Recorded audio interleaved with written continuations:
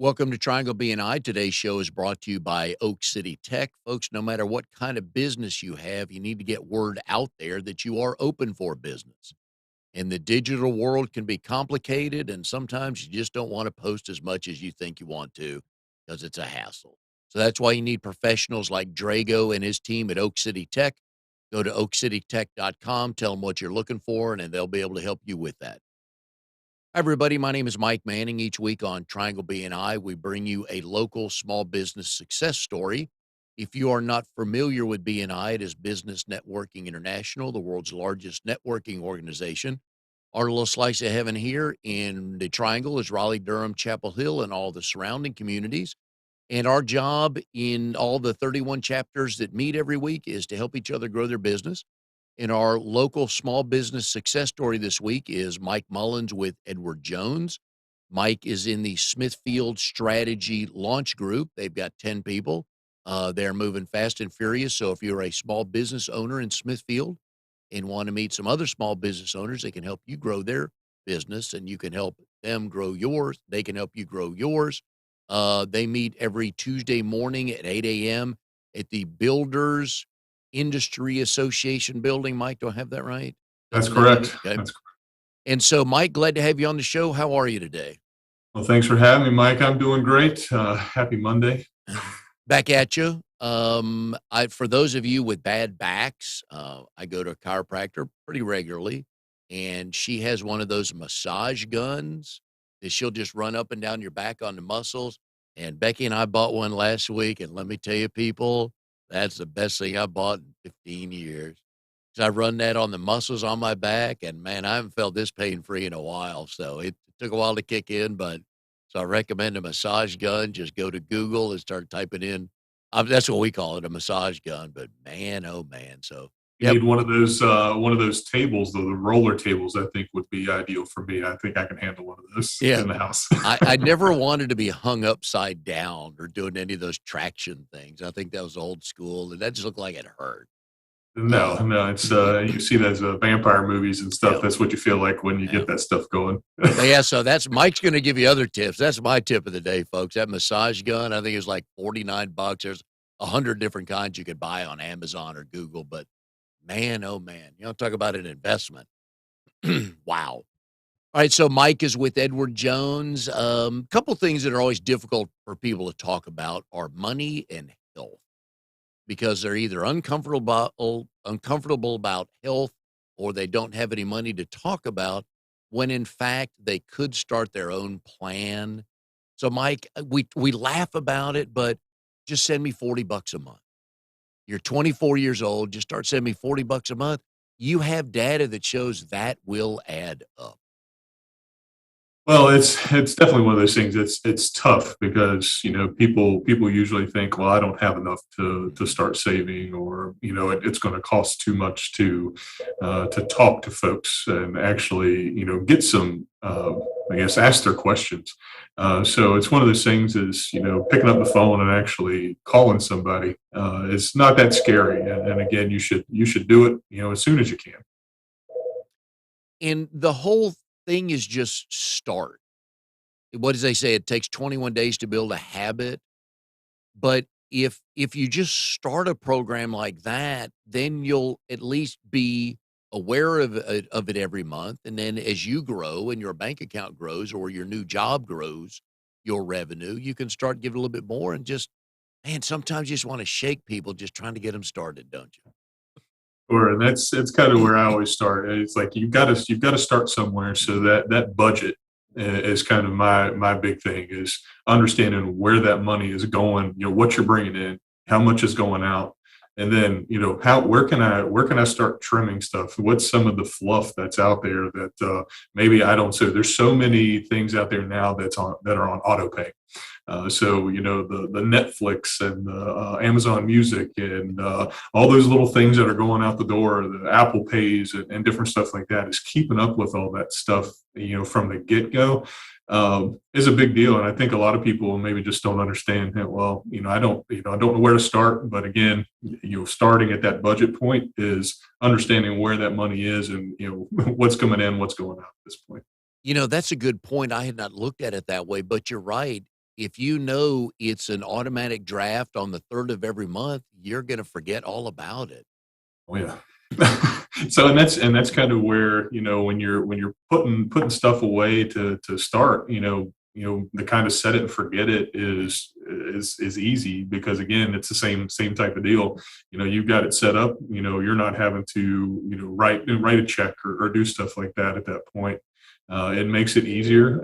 And again, early on, getting it set up, get that habit going. And again, as you get, raises and things like that, make sure that you're looking at this stuff, each year, and doing what you can. It definitely adds up.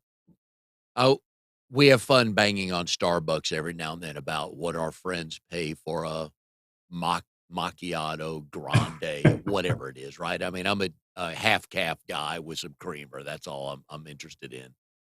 And if people go to Starbucks every day, if they just went 4 days a week, and those 4 times they didn't go, put that money in a jar and then write somebody a check and just start there, I think they'd be amazed, and they probably wouldn't die if they had Starbucks only 4 days a week.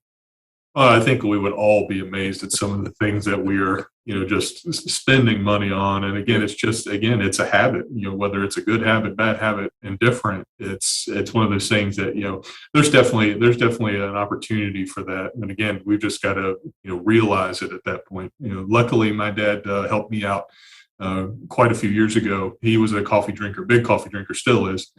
He told me it would stunt my growth, so that worked out really well for my brothers and I. So I've had, I think, one sip of coffee my entire life. Yeah. So that's not one of my one of my bad habits at this point.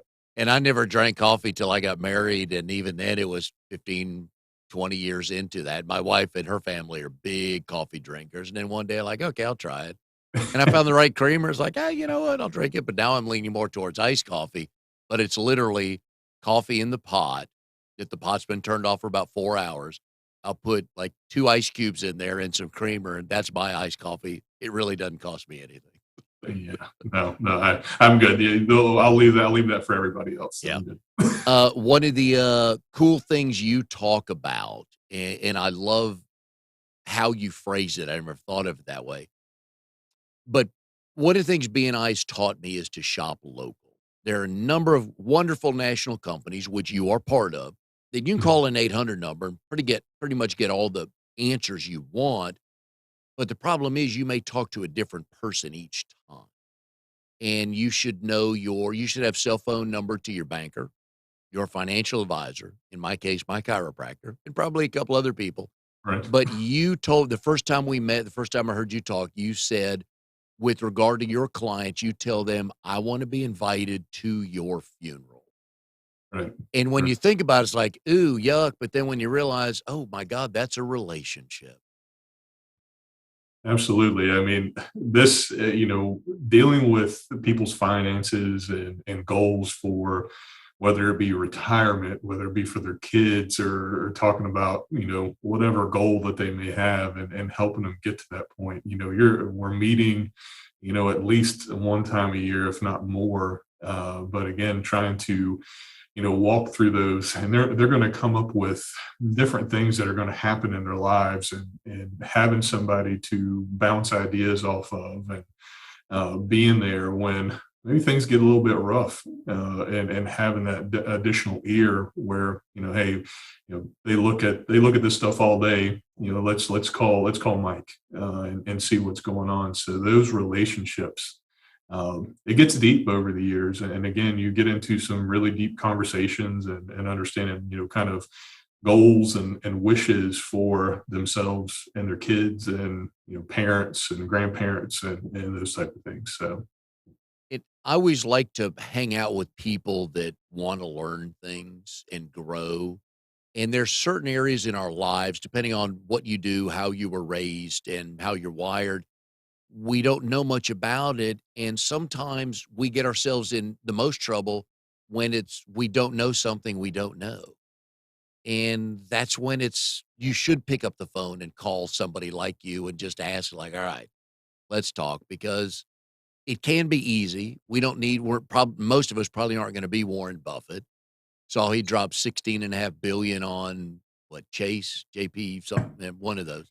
It We don't changes from day to day. It does, don't have that much, but just to get started, and it can be very simple, and I just wish people would reach out in any industry that they need help with, but I know you love those phone calls when people is like, "Hey, Mike, I got some questions for you." Sure. This business is, there's a lot of learning that goes into it. And again, the educational portion of this business, hopefully, I try to explain it to the point where we're on the same level. Again, you don't want to use the 16,000 acronyms that are out there that only I may know, but or the folks on this side of the fence may know, but getting it to a point where, hey, this is what we're doing, and here's what we're doing and why we're doing it. And again, having that ability to have those conversations where people take that, and either they take it home and they think about it, and they want to come back and they ask their questions or ask questions right on the spot. Um, those are ideal folks, because again, we want to move this needle together, because usually, that's what they always say is people, if they don't understand, they're going to say no. So one of the big things that we need to do is create an understanding, and again, a relationship that, again, what I'm going to give to you is in your best interest, and it's for your betterment of your cause and your goals. In the business coaching world, sometimes I'll talk with somebody. It's like, Mike, it's a good idea. I really want to work with you, but the phone's really not ringing right now. So let me get some business going and then I'll call you. And I want to tell them you just missed the point. And I'm sure you get people that say, I don't have when I get some more money to invest, I'll call you. And they missed the point, didn't they? Sure. It's what they always say. Anything, there's no time like the present. Getting those things going. Taking that first step. Uh, Whether you have the money now or later, is understanding. Well, what does that look like? What do I need to do to get to that point? And what are the things, some of the pitfalls that I need to kind of avoid, and things that I'm doing right now that haven't allowed me to get to that point yet. Mm. And one of the things, we'll get into kids in a minute. We both have some. And didn't we teach them early on, save your pennies? Right? Put them in a jar, they'll add up. And yet as adults, we just throw that logic right out the window, don't we? Well, that's funny. We'll go to kids, and my son got his first lawn mowing job a few weeks ago, Yeah. and I told him, I was like, "You're giving me half Mm. of your money," and that's like, I'm putting it in the safe, and it's like, you can pretend like it doesn't even exist, Yeah. because again, if he sees a concession stand, it's gone. And at his size too, right? Yeah, and he's got a hollow leg, so Yeah. all those things are going down, and he never sees it anyways. And So. you can remind him, because you're doing this for him at your funeral, he better speak kindly of you. Right, absolutely, absolutely, absolutely. Hopefully he knows where the money is whenever. Yeah. He'll Whenever he'll that happens. he'll thank you one day. He'll brag on you at least about that, so you know you got that going for you. One of the things I do before shows is do some intel on the guest, just because I need talking points and educational talking points I like. You posted something on your Mike Mullins, Edward Jones Facebook page on the 24th, which I believe was Friday, Mm. and it talked about retirement, and it just got me to thinking, when my dad was 45 or even 40, and for my generation, and it would work for yours as well, our parents' retirement meant a completely different thing than it does to us now, because, it used to be, I guess it was a hard 65 and you're done. You didn't even think about doing anything more. And on the post says 59% of people want to work in some way during their retirement, which I believe it, because I'm 61 and my back tells me I'm 61, but nothing else tells me that I'm 61, which is both good and bad. Okay, let's get that out there too. But people still want to be active and do stuff. And you even mentioned that before we came on the show, that why should you stop doing what you're doing? Because you enjoy it so much. Right. Right. Well, I think, you think about some of the jobs, early on. I kind of go back to, I guess, my dad and his side of the family, and so they were coal miners. So the Ooh. laborious side of the jobs that they were doing. It puts a toll on the body, and I think wanting to work afterwards. I mean, granted, I mean, they still work in the gardens and out in their different yards and around the houses and stuff like that. But I think that's changed a little bit too. I mean, as far as the different things that we do after we retired. Early on there was probably more farming and different things like that going on, and now we want to continue. People are living longer at this point too, so they feel young enough and they feel good enough to actually do some things. And again, the socialization portion of life Yep. usually happens at work. So that's a lot. I think a lot that goes into it now is just keeping the social aspects going. With rise of Alzheimer's, dementia, things like that. Making sure that you stay sharp, and again, getting up there and moving and all that type of stuff. I think that's part of it. And again, people enjoy being out and doing things, and there's opportunities out there for you to do things once you retire. And again, you don't have to completely shut it down. Some people would love to start traveling and doing all that type of stuff, but others, they want to be connected. Yeah, and it's interesting looking back what we've learned through COVID when we were all sent home. No matter where we worked, we are pretty much all sent home. And at least you had some kids at the house, for good or bad, for noise and entertainment and everything like that.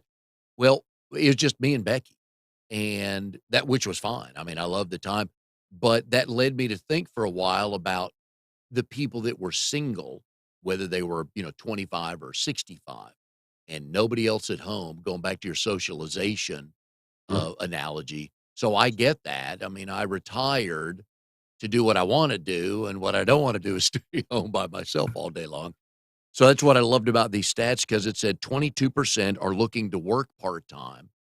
And again, that may be, hey, you know what? I'm still want to get out and meet people. Some could mean I want to add it to my retirement.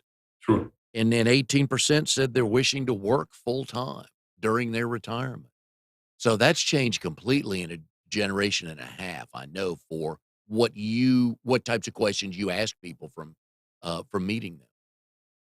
Oh, absolutely. And that's kind of, hey, what do you want to do? What Yeah. is what does retirement look like for you, or something like that? Because again, it looks different for every household. You may have a couple of folks that are very similar, but for the most part, people have different ideas about what that time is going to look like. And again, it changes because again, they want to spend time with grandkids, and they may want to travel, or hey, they may want to continue to work there, or they want to pick up a new hobby, or something like that. So kind of understanding all that. I mean, that's part of the process is asking those questions, and kind of understanding what's important to you as a client or as a prospect at that point. That's a huge part of this because again, it's going to be different for everybody. So I think way back in the day with my parents and my grandparents, retirement probably meant a hard number of money in the bank. And that was it. Like, man, I just want to quit. I've been here 31 years and I hope I have X amount in the bank. And that's my retirement plan instead of we want to travel, we want to do stuff. Sure, sure. Well, I mean, yeah, I go back to my grandparents and stuff like that. My granddad on my mom's side owned a service station for about 50 years. So he was, former military, all things like that, done a bunch of odd jobs and things like that. But he was a farmer. It was one of those things where you had horses, cows, pigs, chickens, and two or three gardens. And we spent our summers basically we were breaking beans and shucking corn and all this different stuff. So I found myself at the grocery store yesterday actually shucking corn, and I'm just like, man, that's like, I wonder how many times I've actually done this. And you didn't realize you'd started doing that, did you? Till you're halfway No, through it. no, not at all. Now, if your granddad was a mechanic, that was a place where all the old guys came to chat every day, wasn't it? Oh yeah, yeah. There was a group of folks that you would show up, and I mean, it was the old school way of doing stuff, the whole handshake, Yep. and he did things right. And I was always out there. We were always crawling around, probably not the safest thing, but all those hydraulic presses and all that kind of stuff. But my brothers and I were out there hanging out and kind of watching things. It was a family business at that point. My mom worked there for several years, and my uncles ran it until they closed it a handful of years ago. So Nice. Yeah. Love those stories. yeah, Um, one of the other things you talk about, is you wanna protect people, and I find that now that I know your backstory, I found it even cooler because you were a former offensive lineman at the University of Virginia, sure. and how tall were you and are you? So 6'8" and shrinking, I think in my older age here, but and all the compacted movements that run into 250, 300 pound defensive lineman probably shrunk my spine a little bit. But yeah, no, definitely on the 6'8" end, and of course my son keeps telling me he's going to be taller than me. He wants to be taller than me, so that's like eventually he will be. So But I love the analogy because you protected a quarterback for 4 years in college. By the way, I didn't realize it was Matt Schaub till I put some dots together.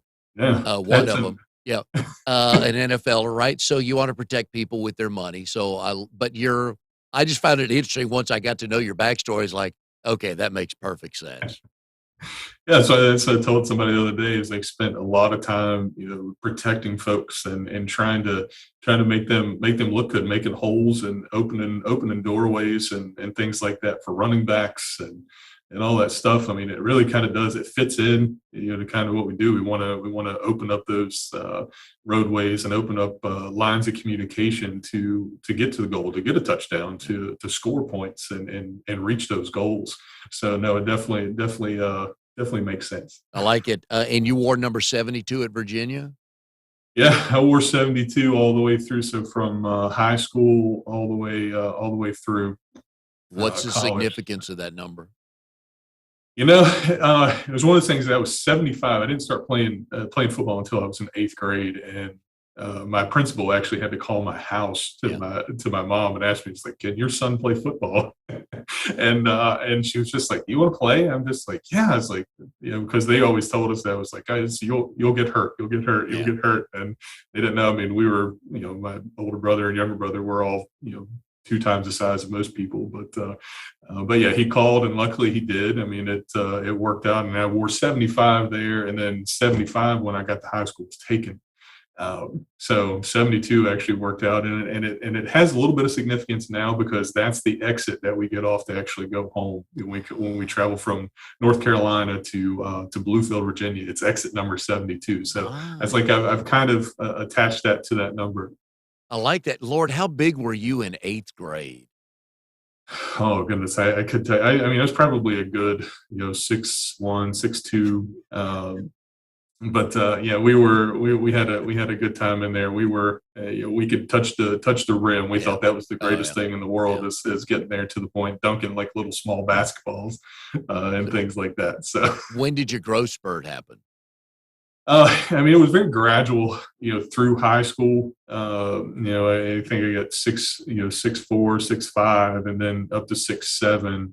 And then, once I finally got out of high school into college, I think I hit that final growth spurt of another inch and got there. So, So in ninth grade, were you're probably shaving and driving as a 15-year-old, right? so no, I was skin and bones at that point. I played basketball too, so I had the old basketball player's body most times, and even through high school, I'd play football and I'd get up to probably 250 was probably my heaviest that I ever played, but during basketball I'd be down to 225 pounds. And went away to college. And I think when they first saw me, they're just like, "Who is this guy?" Yeah. Because I went there, I was 6'8" and 238 pounds when I went to college. Jeez. So it's very small lineman there at that point. Do I have it right that you were an all ACC selection? I think like maybe honorable mention. I think Okay. that last year or two, but yeah, had gotten that and got a couple of different little awards internally from UVA at that point too. When now you had very little choice about what position you were going to play or what position group you were gonna be part of. Did you ever wanna be on the defensive side of the ball? So yeah. So when I first got there and they did take a look at me, they're just like, "There's no way you're playing offensive line." So they did start me out at defensive end and tight end. So when I first got there as a freshman, because I played that in high school, I played defensive end in high school and offensive tackle. Yeah, it was definitely they moved me over. They had a small group, so they put me as a tight end, and really thought I had some opportunities to play because we had some injuries and stuff like that when I was a freshman. But we had really good tight ends. Casey Crawford went to the Panthers, and I think Billy Baber went out to Kansas City, and of course, eventually Heath Miller Oh came yeah, along, yeah. that played for Pittsburgh and is on the Hall of Fame ballot right now. Yep. So I mean, yeah, I think they had it covered. Did you have good hands? Yeah, yeah, I can actually catch. That's one thing I always prided myself on is being able to catch the ball. I'm trying to teach my son that right now. He started playing last year, and now he's going to be on the defensive side of the ball. He wants to be that way. And I told him, I was like, well, I can teach you all that. I was like, I've seen I don't know how many people try to get around me, so I was like, I can teach you how to do it. So. Right side or left side? So I bounced back and forth, but I ended up on the right side Okay. my last couple of years there. Yeah, so yeah, just the right side. DeBrickshaw Ferguson was on the left side, longtime New York Jet. So Wow. he did well too. Okay. So you're behind a couple of pretty good NFLers, weren't you, with Heath Oh Miller yeah, and Ferg yeah. Um, who was the any notable names you had to, pass block against? well, the North Carolinians in town here. Yep. Julius Peppers was there, Yeah. so that was kind of tough. And I mean, there's so many folks there. I mean, a lot of first rounders. Calvin Pace was out of Wake Forest. I can't remember the gentleman that was out of Penn State. We played against them, and I tell you, it's just like a tornado of teeth and toenails and everything coming at you sometimes. So you had to really kind of lock down and dig your heels in sometimes. And during the football season, you're eating as much as you can, not what you want, but what you can get down, right? Oh, absolutely. I'd say talked to my wife about that. It starts on like Thursday. You started with a like pasta heavy meal like lasagna and spaghetti and different stuff like that. And Friday is the steak meal, and then that night you have a snack, and what we call it a snack, I think people would call a week's worth of dinners and things like that, because you would start, I mean, they would have sandwiches, hamburgers, pizza, and Oh, Gatorade and milk and cookies and yeah. all this kind of stuff, just to kind of get your calories, because we went out, I mean, you were going for a couple hours straight. I mean, it's one of those things I can never keep weight on during the year. Even sitting there lifting and taking all the protein and doing all stuff, I can just never keep it going. Dang, man, you hit the lottery with that food, didn't you? I mean, you're 19, 20, 21 years old. You're like, is life going to get better than this? Yeah, we didn't know we didn't know what we had when after we get off of a away game, and they'd have the bottom of the bus would be full of Domino's pizzas, and everybody Oh, got one, and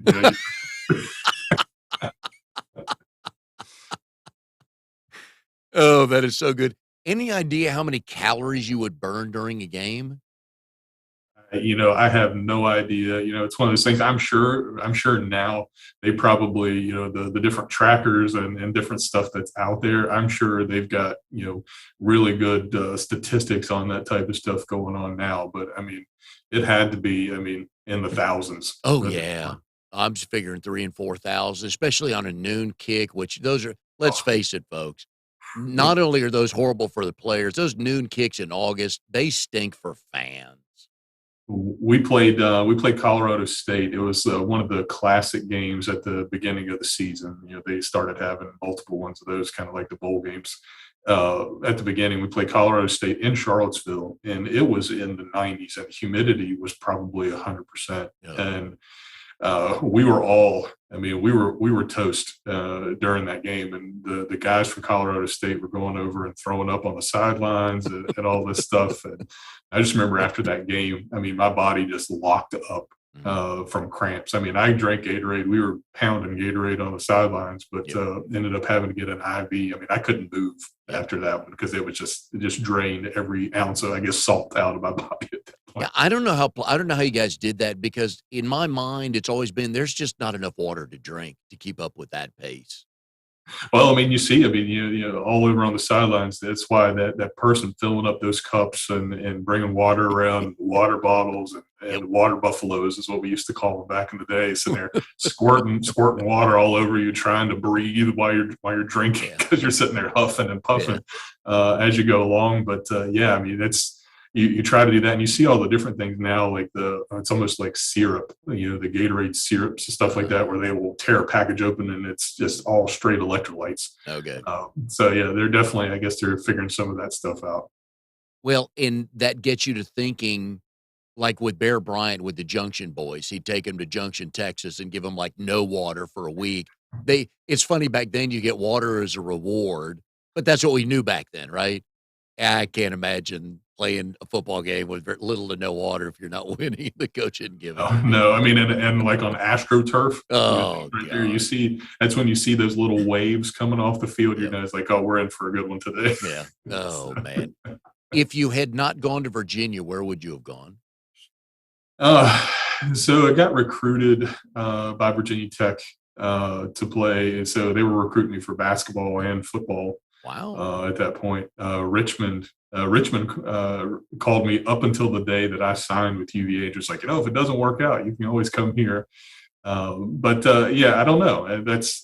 It was one of those things. So the whole recruiting process, I mean, it's very very interesting. But the guy that came out to my house came in the wintertime, and we actually got let out of school early that day because it was bad. I mean, you know, it was snowing bad, and I was just like, is he still coming? And he ended up still coming. And my dad actually had to go down and get in his car and drive it up our driveway because he couldn't make it. That's how bad it was. And the guy Wow. still came. And I looked at that and I was just like, you know, it's like if he's willing to put in this effort here, it's like this is the kind of folks that I want to play for. And it was kind of we shut it down at that point. That was about it. When did you start getting letters and phone calls? Uh, Probably towards the end of my sophomore year, you started getting all these different letters Yeah. from different places, and I still actually have a shoebox, my shoebox full, which is pretty sizable, thank goodness. But it has all the letters in there. So you got questionnaires. They're asking you how tall you are, how much you weigh, how much can you bench, how much can you squat. Ask you a bunch of different questions. You know, it's like who is one of your sports idol or something like that. So they would try to get to know you a little bit better through those. You know, because they've got a whole team of folks that are going through all this stuff and trying to get letters out to thousands and thousands of kids that they want to try to get in. It wasn't as easy, you know, as it is Yeah. now with Twitter and Instagram and all this different stuff out there at this point. How good was your high school team, and were there any other D1 players on that team? Uh, we were actually really good. So I mean, we were a really relatively small school back in southwestern Virginia. I think our graduating class, I think it was the largest, and it was 200 people. And it's one of those things. And we won our state championship in 1995. And the game before the state championship, we won 7-6. So Oh, going through that, and we had three running backs that were over 1,000 yards apiece. You know, noticeably, we didn't throw the ball. I think we threw it a couple of times the entire year, but we ended up winning the state championship just by basically running the ball. We had a huge offensive lineman and things like that. So we had a couple of folks that went to play D2. We had a couple other, that came, before and after that played D1. I think probably one of the most notable ones. I mean, won a couple of Super Bowls was Ahmad Bradshaw. Who played for the Giants, played for the Colts. He was a couple years after me, but yeah, a lot of good folks. And again, football was king. It was one of those things. We played our rival Bluefield, West Virginia. It was kind of like you see in the Friday Night Lights. The whole town shuts down, yep. and there's 10,000 people that show up for this football game. Now, as a Tennessee grad, I can make this statement. There's a lot of rednecks at that Friday night game, weren't there? Yeah, there was always some story at the end of the day of somebody getting punched and Yeah, knocked down the stairs yeah. and something dumb happening. So yeah, it was always interesting to hear all that stuff afterwards. And I can say that because a couple of years ago, Tennessee played Virginia Tech at Bristol Motor Speedway, and I told people all along that there's gonna be a lot of rednecks at that game, and there were. Yeah, it's We were some proud of ours. rough and rowdy. Yeah. So And you got a couple of tryouts with some NFL teams, correct?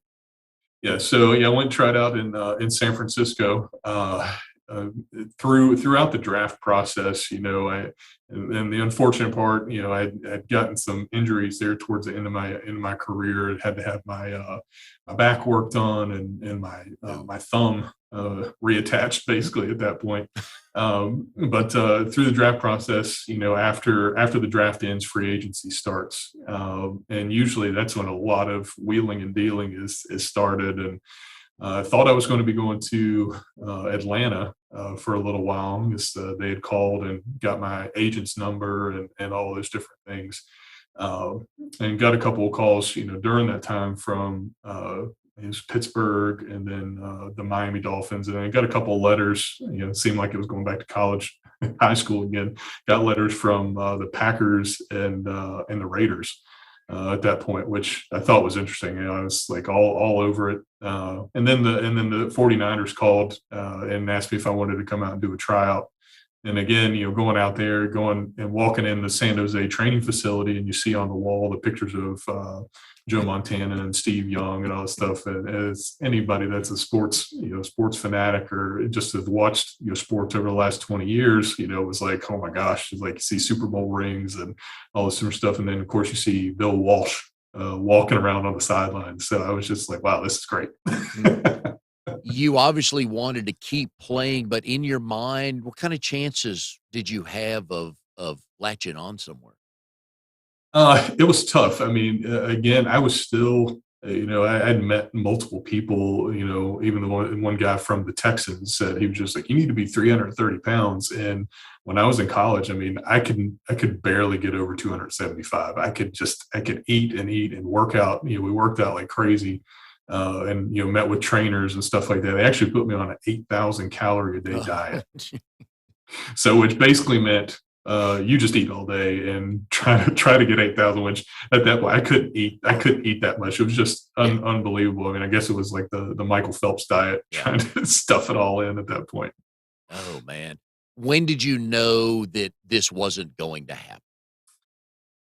So when the 49ers actually called me, I guess it was a few weeks after I ended up coming back because they had to send me back because they had some different stuff that they were working on to get people off the roster that were injured and things like that. So they called me and they were just like, "Hey, we want to bring you back out, sign a contract. Can you be on a plane at whatever it was 3 or 4 o'clock?" And that day I lived in Williamsburg at that point, and I drove back to Charlottesville. And I was going back to, I guess, kind of get my phone situated or whatever, and see a couple guys that were still playing. They called me while I was there, and they said, "Can you be on a plane at 3 or 4 o'clock?" And I was just like, I was like, "I'm 2 hours away." I was like, I can't make it there. Is there anything later or first thing in the morning?" They're just like, "All right, hold tight." And they end up calling back. Well, hey, you need to be on a plane first thing in the morning at 7:15. So I went over and talked to my offensive line coach and told him, I was like, "Hey, I need to be on a plane and going to San Francisco." And by the time I walked back down, they called me again and said, "Oh no, we found somebody else." I was Oh, just like, man. "What just happened?" So at that point, I was just like, "Yeah, it's like this is probably not going to work out." I was like, "I don't know if I can handle too many more of those." And what time of year was this? What actual month and day, do you remember? It was probably in August Okay. timeframe because I think folks were still around for like the summer camp getting ready to start in Charlottesville. So that's where they were. I definitely didn't commit that one to memory. I remember that phone call vividly though. So And I guess what I wanna know next is, so the season has been over since December. The draft has already happened in I forget when they do that. And so we're looking at, 9 months since you last play or 7 months since you last played a game. Kind of conversations were you and your folks having with reality versus, oh, wouldn't this be cool?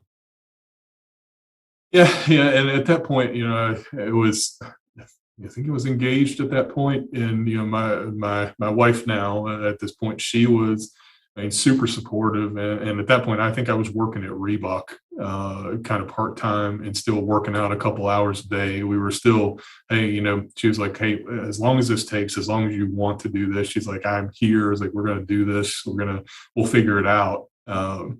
But yeah, I mean, the draft happens in, I guess, the April timeframe. Yeah. So again, throughout that time, I mean, you're still in contact with agents, and there's so much, turnover and people trying to build these teams at that point. So I mean, there's a lot of chatter going around all the time. So yeah, that's definitely. I mean, it's one of those things. Talking to. I mean, at that point, I moved away and wasn't moving back home. Uh, but yeah, I think we were just trying to figure it out because it's one of those things. It's a once in a lifetime deal. And what is your wife's name? Valerie, Valerie. And how tall is Valerie? uh, 5'7", 5'8", Eh, and not too bad. unfortunately, she's like, I never thought I was going to be the short one in the family, and my daughter is 5'10", 5'11". My son is now 6'2", so they enjoy it. They enjoy it way too much. One of the questions I always enjoy asking people on the show that are married. So how did you and Valerie meet? And do you both tell the story the same way? It's funny, and she'll probably kill me for this one, but and we went to high school together. So we went middle school, high school. Our lockers. So her last name was Moore. My name's Mullins. So our lockers were side by side from sixth, seventh grade on, all the way through high school. So she used to punch me and kick me, all those love taps and all that kind of stuff. And of course, she always tells this too. She's like, I asked him out in 10th grade and he turned me down. And I always tell her she wasn't ready. She hates that. She hates that, but everybody always chuckles at it. But Yeah. she went to Virginia Tech and I went to UVA, and we had mutual friends at each that knew each other. And somehow she tagged along to a birthday party and I was there.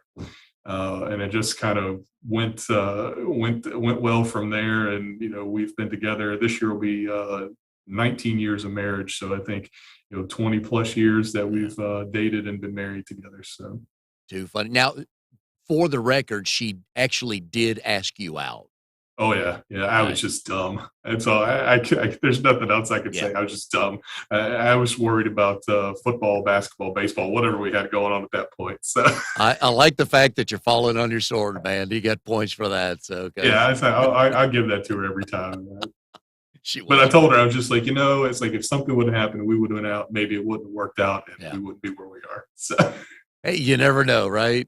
I mean, you absolutely never. You could have messed up that first date. She never talked to you again. right, And that's a you good you would have possibility. you would have known you were in the doghouse when she asked to get her locker moved, right? Yeah, yeah, yeah, Now, absolutely. the other funny thing, I guess we're in the parking lot after one of the Tuesday meetings. I don't think it was last week or the week before.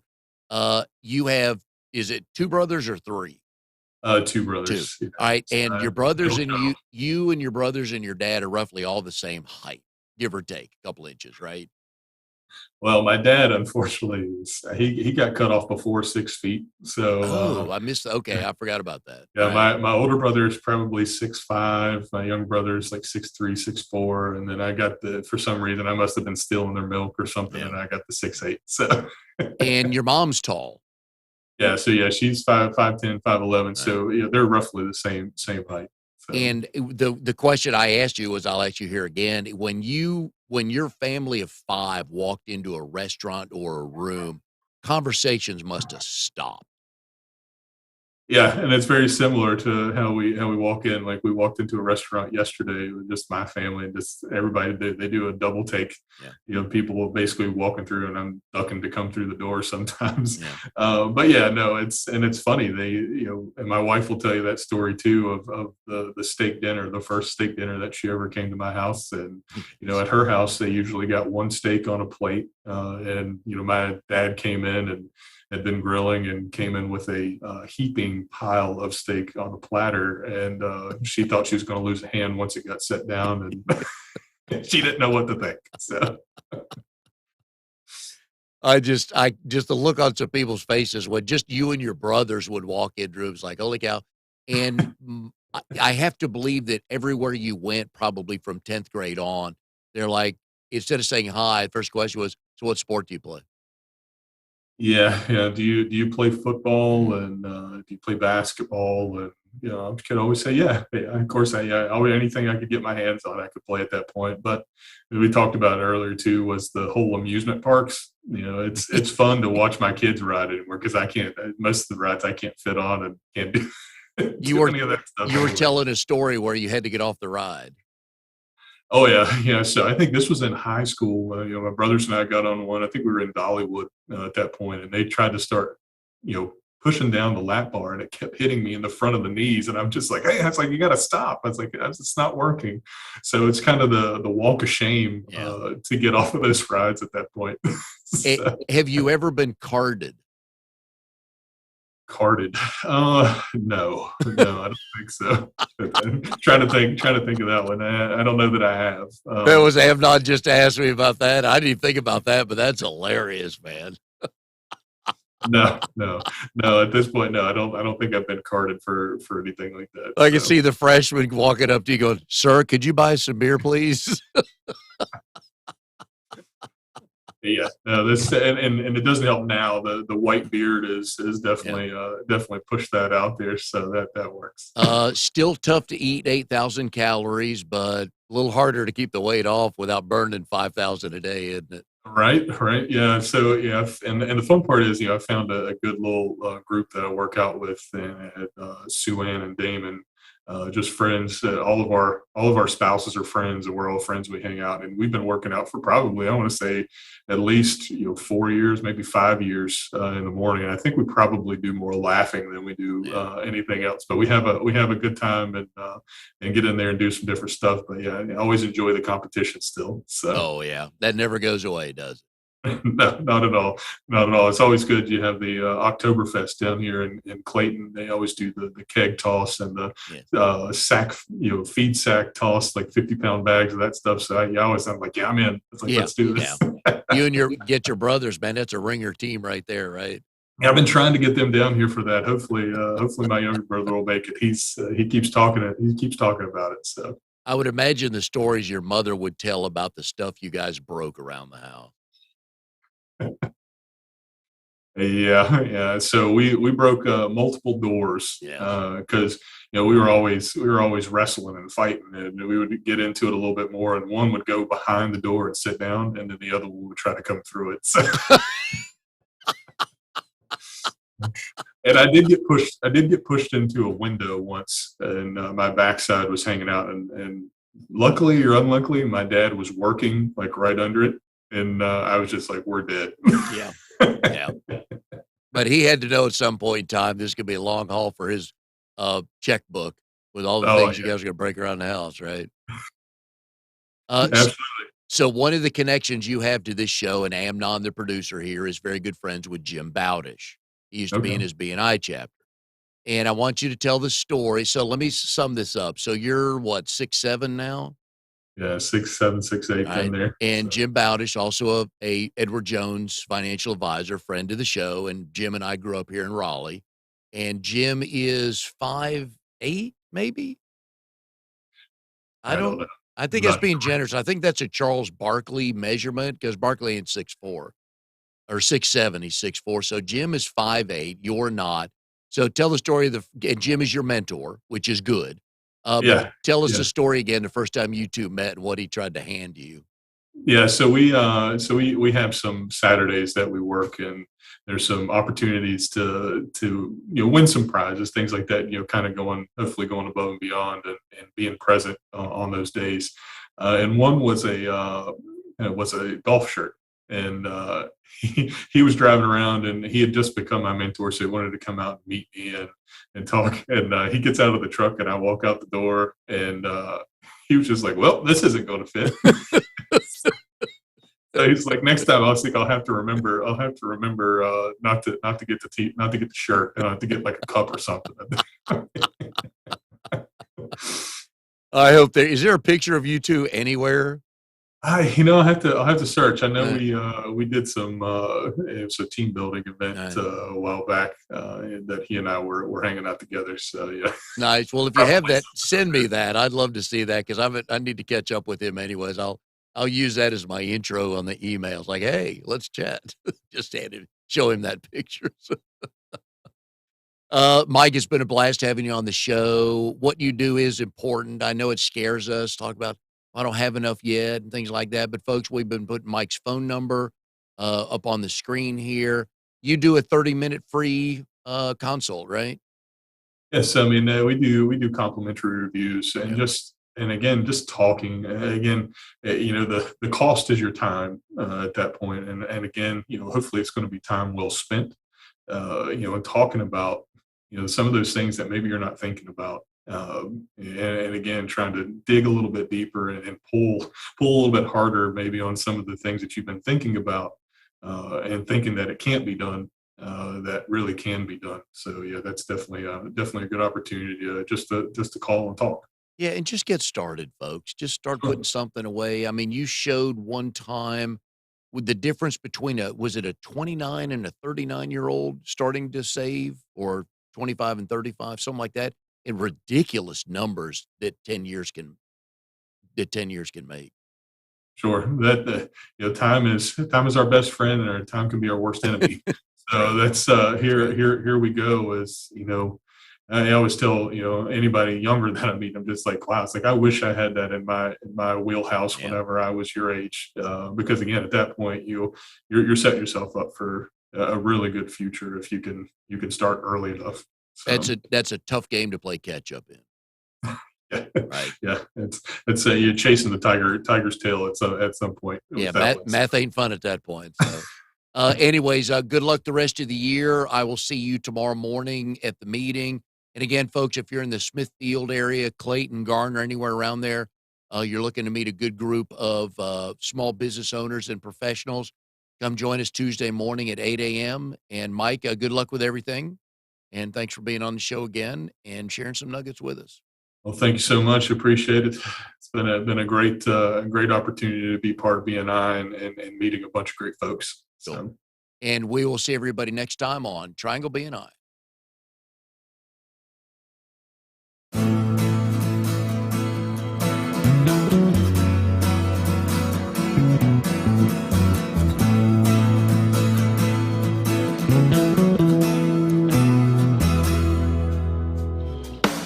You are tuned to the Nissan Communications Network.